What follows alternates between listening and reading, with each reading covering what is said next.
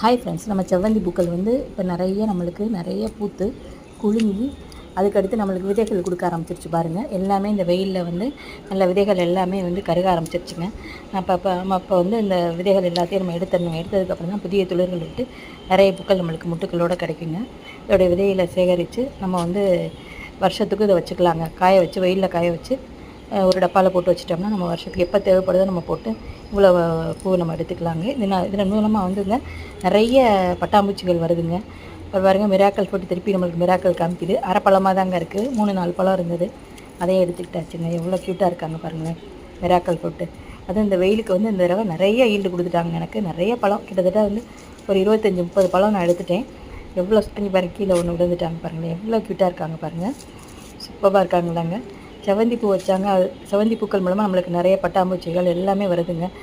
செடிகளுக்கு நம்மளுக்கு ரொம்ப நல்ல